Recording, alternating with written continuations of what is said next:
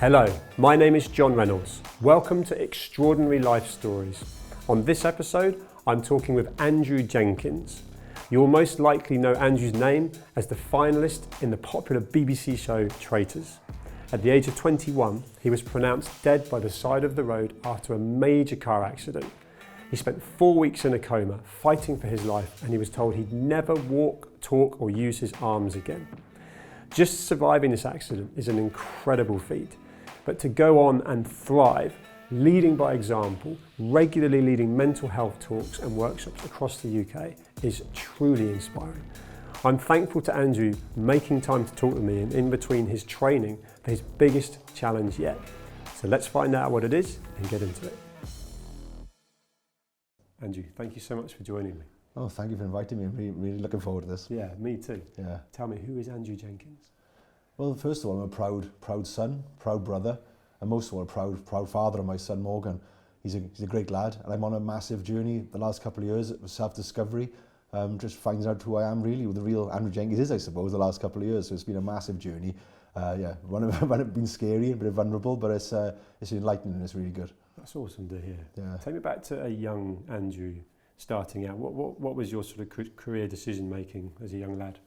Well, I was born in 1978 into a loving family. My dad's, old school generation, 80 years of age now. My mother's 77. I got 3 brothers, 2 older brothers, 1 younger brother. Like lots of people in Wales, you're born with a rugby ball in your hand. So I was like 5 years of age playing rugby. I got 2 older brothers, 1 younger brother. So just rugby mad or sports mad at my dad's house. We went to my dad's house now. He's probably watching anything. If Tiddlywinks was a sport, he'd be watching that. He's watching cricket, boxing, rugby, football, you name it, he watches it. So the testosterone in my house growing up and the competitiveness was just ridiculous. So yeah, growing up it was all like the real man, you're strong, winning is everything, losing, second place is nothing. Like lots of families, I suppose. I mean, my upbringing was probably quite similar to lots of families in this country, or definitely in Wales, in the valleys where I'm from. So my upbringing was great, and sport most of my life, brought up with good values, good morals. My parents, done really good job for us, and we had everything we wanted, well fed, well clothed, houses. So we looked after really well. Just didn't have any emotional support of my family, I suppose, looking back now. And rugby, I wanted to play for Wales. That's my dream. Like lots of people again in Wales, to pull on the red jersey, run out to the national stadium, play for Wales, played rugby. Yeah, all my life. And then, I had to stop playing then later on in my life when I was 21. Yeah, tell me, because that's a life-defining moment. I mean, a near-death experience. In fact, the incident that you have, you'll tell me, you were pronounced dead by the side of the road. Have I got that right? Yeah, that's right, yeah. So I was driving my car. There was 5 people in the car. My partner at the time, my son's mother in the passenger seat, my friend and one of my best friends and his partner in the back, and a lady I used to work with in the back.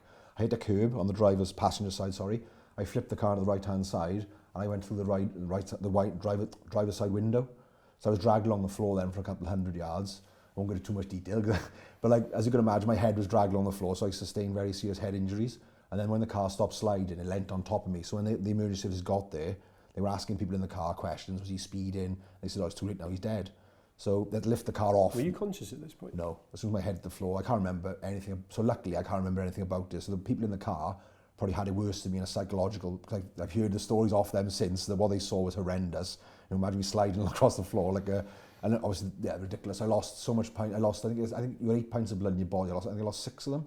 So I had 2 blood transfusions on the side of the road there and then. They rushed me to the Royal Gwent Hospital, which is a hospital in Newport in South Wales. But there was nothing they could do for me there. So I had a police escort down to the Morrison Hospital in Swansea, which is where neurology was and plastic surgery. But while all this was going on, my mother and father were getting the dreaded knock off the door from the policeman, which no parent wants, to say, you have to come with us now, your son's been involved in a road traffic accident. They just assumed there was like a little bump. So they were in their night pyjamas, I suppose, my mother and father. It was 11:30 in the night. And they said, we'll get changed now. And they said, you haven't got time to get changed, you have to come now. It's that urgent, it's that serious. So they got put in the back of a police car then. They were blue lighted from where they live in a little village called Talbot Green to Newport, which is about 20 minutes away. But as soon as they pulled up outside the hospital, I was on a trolley going back out of that hospital into an ambulance to go to Swansea, to Morrison for the transfer. My dad's, they weren't allowed to see me because I was in such a bad way. I was a mess, basically. Probably best they didn't see you, yeah. Right? So I had nothing on top of my head, basically. I took the top of my head completely off the top of my head. And I had nothing, my head was dragged along the floor. So I smashed my skull to pieces, nothing on top of my head. So my dad said, can I go in the back of the ambulance with him? And they said, no, you're not allowed. You can't see him. And secondly, we got a doctor in the back, we got all machinery and a nurse keeping your son alive. And they took him to a side room in the hospital and said, we don't think he's going to make the trip from Newport to Swansea, which is 40 minutes. So they were told they don't think I was going to make that trip. I did make it, so I'm not a ghost, but I made the trip. But then I spent 4 weeks in a coma in intensive care, and my family were told on numerous occasions I wasn't going to make it. And then when I did start recovering, they said there's the likelihood I got severe brain damage because they could see shadows on my scan, on the scans on my brain, which was a chance I got brain damage. So I said, be prepared that if I did wake up, I'm not going to be able to recognise anyone, walk, talk, use my arms and legs ever again. So I woke up. I remember I didn't know where I was or anything. I remember my mother standing on my bed and my dad crying and tears falling on my face. And they didn't know where I was. And they said I'd been involved in a car accident. And yeah, I haven't told many people there. Somebody else, it's one person, I suppose, in another interview. When I woke up, I asked my mother if Carl, which is my younger brother, and Bug were okay. Bug was my partner's at the time, his dad, and Carl was my younger brother. He was 14 at the time. I said to my mother, I was in intensive, I woke up, and as soon as I woke up, she said, you were adamant they were in the car with you. I said, are they okay? And I said, what do you mean? They weren't there. I said, they were. And my mother said, you arguing. I said, I was walking on this dark corridor, a really dark black corridor, with a really bright light at the end of it. I was walking up this corridor, narrow corridor, and I was going to go into this light, and all of a sudden I heard voices calling me from behind. So I turned around, I looked back, and it was my little brother, he was little, it's bigger than me now, but he was little at the time. He's 14, and it was him and her dad.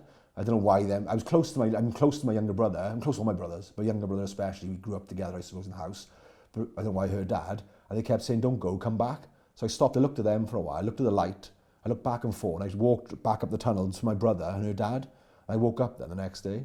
So, yeah, that was literally, I mean, it's so talked about, right? But you literally were walking to the light and then you swerved it. And that's I'm kind of black and white person. I'm quite sceptical of certain things, and I'm quite scientific. Unless I want to see the stats and that. And you hear people on films before say, I saw the light. You're thinking, yeah, okay, of course you did. But no, so but this is lived experience, yeah, right? Yeah. And what I love about that in context of the fact that when you came round, you were thinking about other people. You were instantly asking about other people. There was clearly a caring. I thought they were there with me. I thought they were there in the car with me, and then remember the doctors came around then a few days later and said, you're not going to walk. You won't be able to walk ever again. I said, I guarantee I'll walk at this hospital. But you defiant straight away. So when you were told that, there was no moment where you were like, you just took that head on and were like, I'll show you. Yeah. When people tell me I can't do something, I'll do it 10 times better. I suppose, I say about my upbringing, obviously, it's quite, relentless, determined, and, but some days, emotionally, I didn't get, obviously, the support I suppose I needed, but then it was good in certain ways. It made me determined and resilient, I suppose. So it had good and bad, I suppose. I had a great upbringing. My parents would say they were fantastic, amazing parents. I love them to bits. But they're from a generation, I suppose, just come out of World War II. So what they went through probably was, so I try to understand where their generation's coming from. But they show their love in different ways. But being competitive and determined really helped me, I suppose. And I said, I'm going to walk again. They said, you won't. And I argued with this guy, the surgeon or the doctor. I learned to walk again. It took me about 2 weeks to learn to walk again. But I remember getting out of bed for the first time. After 2 months I was out of bed. The physiotherapist got me out of bed. And I had to sit back down straight away. I got lightheaded. I've been back for 2 months. So I had to sit back down straight away. She eventually got me out of bed. And I could not find my legs. I couldn't, my brain, I know it trained my muscle in there. I could not remember how to walk. So I stood there. My mother was there. She started crying. I looked at my mother. And the nurse, I thought, and the physio was there. And she had to physically pick my feet up and put one in front of the other to help me remember to walk again. So she did that a few times after a few days. And I remembered how to walk then. I was determined I'd walk. And then, like in the night, I'd pull myself out of bed, fall on the floor on the side of the bed, pull myself on the bars on the side of the bed, do a couple of steps, fall on my face again. The nurses go mad. Yeah, but I was determined, no disrespect. I know you'd adapt and things, but from being fit and healthy and strong from 5 to 21, playing sport, rugby, I didn't really want to be in a wheelchair for the rest of my life. I knew you'd adapt and overcome it, but... But that I was just about to ask you, that 5 to 21 of training, fitness, how much of that do you think allowed you? So you got the mindset clearly. The moment you came round, you were like, I'm having it, I'm going to be walking. But you would have trained and had a habit of basically your body was fit physically. How much do you think that helped you to come through that? Massively, I think, So my mum used to go on to me, you're taking all these protein powders, these vitamin tablets and things, these creatine powders, all junk and rubbish, they'll put poison in your body. So so you say, but I know a part of it's luck, but I genuinely believe self-belief is such an important thing in life. And it's not just about it, it's about anything in life, your career, whatever you're doing, you've got to believe in yourself. And I lost my self-belief for years a while ago, but I believed in myself, and I think it's important, especially I love working with younger people, giving them hope and inspiration. Self-belief is in your head and heart, a lot of it is. There was people who died in hospital around me whose injuries weren't that bad. They just give up on life, I suppose. And I'm lucky I had a support network, a great family around my brothers, my friends visited me, so I had a good support network around me. But also, I was 21, hadn't achieved anything in my life then. I had so much more to give in my life. I wasn't ready to go then. Do you know what I mean? There was lots to You give. recognise that. That's impressive, because your ambition and your life had been rugby. Yeah. And I assume, although you could walk again and talk again and use your arms, all the things you were told, you're not going to play rugby again at that level. Well, I knew you were going to say that. I knew you were going to say that. But maybe not with the red jersey on and where you could have gone with that career. Yeah. And yet there's a defiance and there's a resilience that not only did you have then, but you built upon, and we'll come to that. Yeah. But where did your discipline and motivation come from to then have a purpose, where you could argue the purpose you had was to put the red jersey on and take that all the way, World Cups and Six Nations and so on? That's gone. Yeah. And that could have crushed some people. What did you draw upon? So was it family, and was there a purpose that you then developed? I think a lot of it was down to family, to be honest. Obviously, having a determined mindset as well, and proving people wrong, and also, I don't know, I wasn't ready. You felt in your body. What had I achieved in my life at 21? Nothing. Gone to the rugby club and drunk every weekend, wasting my life. What have I achieved in my life? Nothing really. I could have died at 21, looked back and I looked in my life thinking, what a waste. I've enjoyed, don't get me wrong, I enjoyed my rugby years when I was playing rugby on rugby tours and stags, and it was great fun and everything, but like, really, what have I achieved? Just drinking every weekend. That's what I've done. So I wasn't ready really, but also family. My family are very close. Even though I say I know we love each other so much, the 4 brothers and my mother and father, but we never display it or show it. You've never seen my mother show or anybody say it to each other, but I know we do. If I needed my brothers, or I could pick up the phone, they'd be there straight away for me. So I know we're a really close family. But so, yeah, family really pulled me through a lot, I suppose. But also, I just wasn't ready, and I was determined to prove people wrong, I suppose. Prove the medics wrong, doctors wrong. And I just felt I just wasn't ready to go. It wasn't my time. I had so much more to give in life. Isn't it funny how some of these awful things that can happen to people can then be defining? And it's almost like, dare I say, you'll never know what your trajectory would have been. But you were already driven and determined, but there was all sorts of things that weren't right, the drinking and the culture, if you like. Yeah. And then the key thing you talk about is this sort of lack of emotion. And you're a dad now, we're both dads sat here, and my dad's dad was a brigadier in the army. Right. And that filtered through to his parenting with me, which is not particularly emotional support and nurturing, and it was very much sort of man up. What changed with you? Because I know from our conversations that we've had and we're having right now that there's a vulnerability to you now that wasn't there at all. And what changed for you? There's a few things that changed. One of the things, I met the man who saved my life last year, and I reached out to him on email. I tracked him on Google, which is a bit creepy, but I did track him down. I went to see him. I told him I was turned. I didn't rock up at his office. I did tell him I was coming, and I sent him a long email, so he probably don't remember me. And he said, yeah, of course I remember you. He replied actually a few days later, and he said, I remember you, of course I remember you, your injuries will always stay with me. He'll never forget you. Yeah, because this guy is Professor Lang, and when he left Morrison Hospital, he went on the Cardiff Bay to advise the Welsh Government, the Senate. He's well respected in industry and in medicine, I suppose. They went on to advise the Welsh Government after he left Morrison. So he's really well thought of. So he must have operated on tens of thousands of people, but he remembers my injuries and everything. So I went to see him where he is, and it was such an emotional day. And I know it wasn't just him who saved my life, but he was the person who operated on me the night of my accident. They called him from the house to come in and operate on me, and he removed all the bone out of my brain. And then I went to see him, and he said, wow, he said, you're a miracle patient. He said, you should be dead. You should have died on so many occasions. He said, look how big and strong you are. He said, it's incredible. So for 20 odd years, I struggled with mental health. My physical injuries were horrendous after my accident, really bad. But my biggest challenge, my battle I had was 20 odd years with mental health. I hated what I saw in the mirror. I called myself a freak every day, lie in bed, cry, wish I was dead. But I put on a mask, put on a fake persona, put on his mask every day, get up and drag myself out of bed every day, go to my job every day. Wouldn't talk to my mother and father about, nobody ever knew I was lying in bed crying. I kept it all to myself really, so I wish I was dead, wish I wasn't here anymore. I was a hindrance to my family, I lost my identity. So many things had gone through my head, and at the time after my accident, I refused counselling, because I assumed I would see somebody in a white coat who would judge me, psychoanalyse me, get inside my head, and I thought, I'm a macho 21-year-old kid, I'm not seeing that. I couldn't talk to my family because we don't talk about feelings and emotions. It's like a swear word, emotions, when you're a man in my house. So emotions, you're a man, you shouldn't have emotions.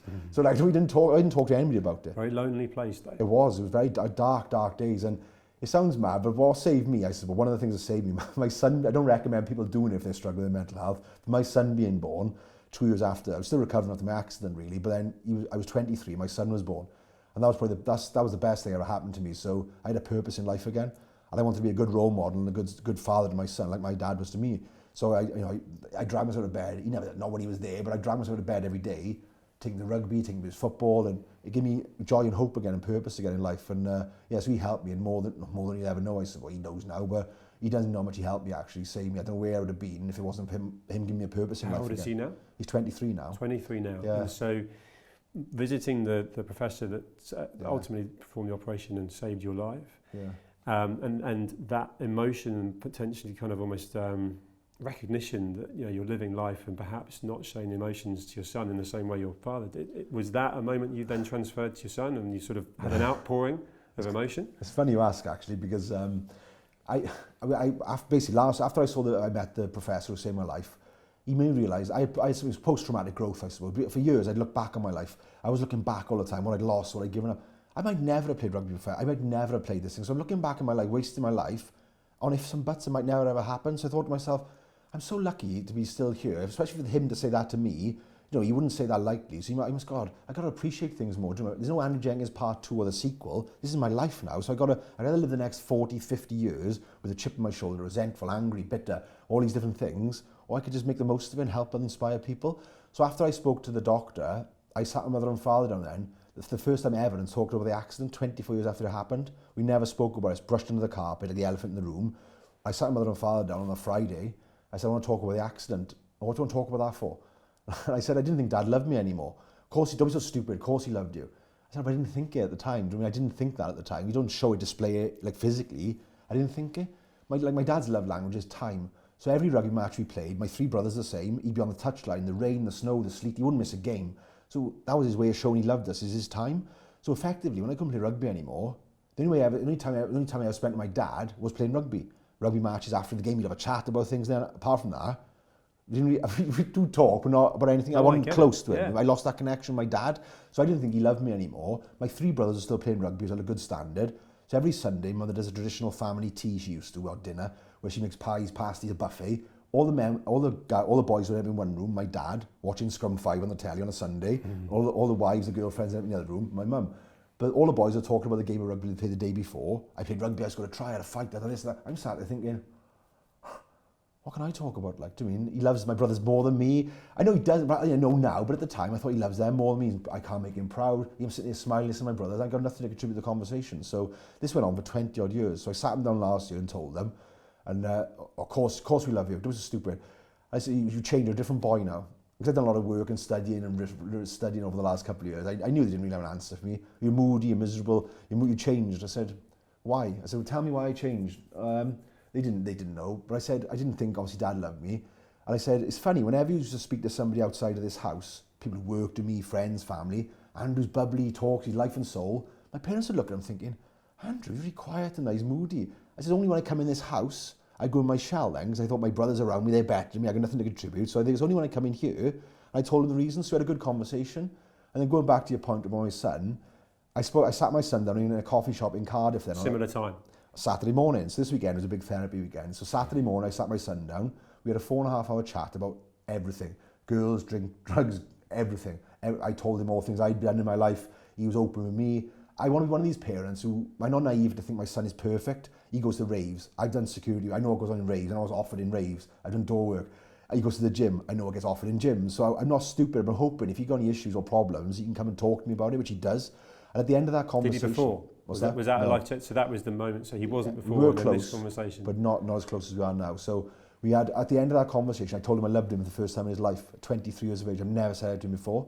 And I hugged him and I said, I'm proud of you no matter what you do in life, how big your house is, your car, I don't care. I love you, I'm proud of you no matter what. So I'm hoping I've broken that generational cycle in my family. We tell each other we love each other all the time now. And I said, I don't care if you play rugby or not. Because sometimes watching him play rugby, I'm thinking, he's not enjoying that. Is he playing to keep me happy? Exactly. Or is he playing because he wants to? He don't play rugby anymore. He doesn't. He's back. He had a year or two out he did, but he's back playing now. He's in Australia. He's playing over in Perth. But he had a year or two out because I took a bit of pressure off him, do you know what I mean? But I projected... He's playing because he wants to now, not because he feels he needs to, potentially. I was a mirror. What my dad did was for me. My dad never said anything bad to me, but he never said anything good either. Do you know what I mean? There was never any validation, there was never any praise, there was never any nothing negative, never said anything bad to me, but he never praised me anyway. But I projected this on my son for years, and we did a film actually, for a production called Sound Lad, so toxic masculinity, how things have changed now. And he admitted, it was a really good interview actually, it was on Sky, I think, a bit on Sky.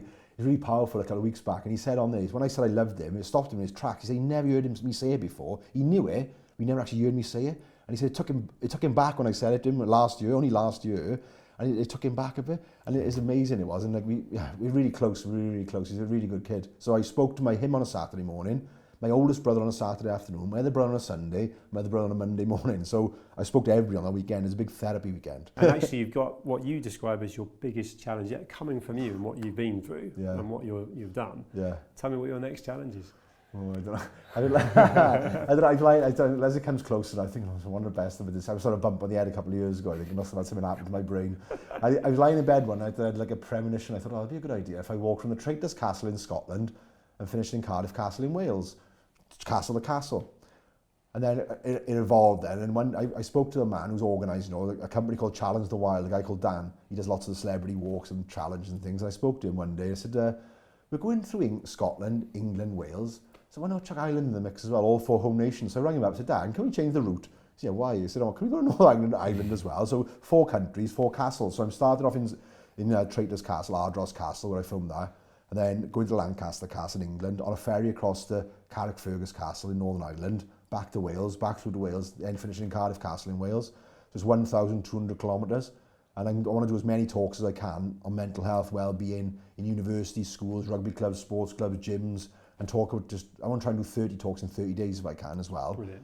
And so it's a big thing for me. Being told I couldn't walk 25 years ago, to walking 1,200 kilometres is a big challenge. I was just showing people, just keep believing in yourself. You can achieve. I'm not going to say anything in life because I think that's a bit of a rainbow unicorn. I'm a real person. I think you can achieve most things in life if you put your mind to. If you work hard, you've got a plan and a structure in place, and you give it everything you've got a good support team around you, you think you can achieve things really. So.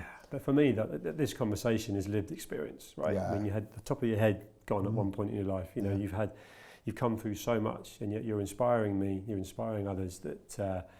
And you're trying to help so many people as well. Right? I mean, how admirable is that? What a purpose, what a mission. And you're out there, ultimately trying to raise awareness for mental health, which, let's be honest, it's at crisis proportions. Right? Oh, yeah, it's ridiculous. Yeah, it's getting better, but there's still a long way to go. Still a long way to go. And I think we need to educate people much more, especially the younger generation as well. You educate people maybe in schools. The national curriculum, I think, is so out of date. We need to educate people, I suppose. And, we're the most educated population the world has ever seen. So we should be the wealthiest, the fittest, the happiest. But it's not. It's all the opposite. The suicide rates are going up. Financial crisis is off the ridiculous. And obesity is costing the NHS billions of pounds. So something's breaking down somewhere. Then why not in school? Why not have like an hour, 2 hours a week, call it well-being session where you learn about calories in, calories out, which is common sense weight loss. It's not rocket science, but they make it so complicated. Colours this, points this, sins this, whatever. But it's calories in. Like educate children on APRs, percentages. When you leave school, when you borrow money, you know it's going to cost you whatever. If I said to my son now, it's 49% APR good, I bet he wouldn't have a clue if that's good interest rate or not. He wouldn't know, do you know what I mean? So I worked in finance for 7 years in Lloyd's Bank. And I also as well, mood as well, how to regulate your mood, identify or be self-aware. If you're having a low day or a down day, what sort of things you can do to put him, I'm not saying teach kids to be counsellors or psychologists, but give them a basic understanding of how they can regulate their moods and how to snap out of it, rather than let them spiral or go to the doctors, getting pill or whatever. So there's 3 things I think they should do that in schools to help be happier, less suicides, more wealthier and less obese, wouldn't it? So I don't know, something's breaking down somewhere. So I'd love to get into the education sector one day and talk to them again. You'd be great. I mean, we all learned how to use a Bunsen burner at school, but no one knows how to understand a mortgage or a rent, and we're all going to pay one. Yeah, it's just mad. Life and you've got in the well-being, the mindfulness. I think it's incredible what you're doing. Is there any more reality TV coming that we can look forward to with you? I'd love to do. You've got a bug for it now. I'd love to do. I'd love to do 3 things. The Gladiators. I was with all the Gladiators in Comic Relief a few weeks back in Manchester. I was mic'd up to Comic Relief, and God, they're huge. The women are bigger than me, so coming from you. They're big guys. Like, and I was winding up, so I'd beat you, and I'd get on that. I'd love to get on that. I love that. Or SAS Who Dares Wins. I'd love to be on that. I think that's an amazing show because that's about mental strength and physical strength. I could probably better than that. I'm not very good on the Traitors, but I think I'd be better on SAS Who Dares Wins. I'm mentally strong and I'm quite fit physically as well. So I'd love to do something like that. Or what everyone wants to go on, I'm a celebrity. They're the 3. I'd only do them 3. Wouldn't do anything else. No, I can see you on a SAS Who Dares Wins. I'd love to do that. See you winning that. Actually. Oh, I'd love to have a go at that. Yeah, that'd be great. Yeah. I've thoroughly enjoyed talking with you. You great. are a true inspiration, and actually the epitome of extraordinary life stories for me. It's that lived experience. I've learnt loads talking with you. Thank you. Thank you very much. Cheers. Thanks. Cheers.